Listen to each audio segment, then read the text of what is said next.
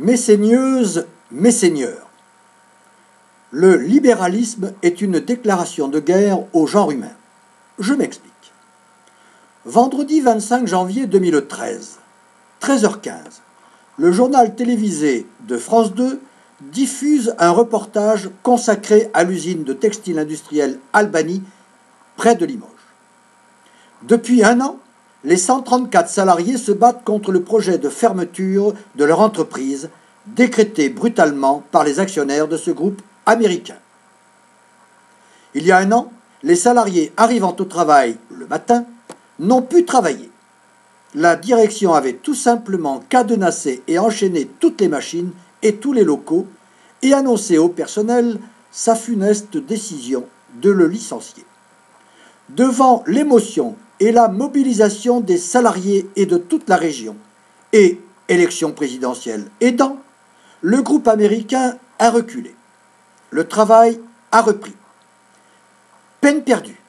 En novembre dernier, le groupe américain a annoncé la mise en œuvre d'un plan social devant aboutir au licenciement de 75 salariés. En voix off, la journaliste dit: l'usine dégage des bénéfices, mais le groupe estime que pour rester compétitif, les machines doivent remplacer les hommes. Entre guillemets tout cela, textuel.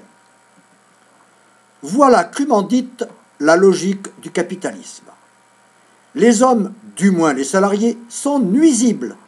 On peut donc s'en débarrasser sans aucun égard. Quelle serait belle notre société s'il n'y avait que des riches faisant travailler les machines à leur service.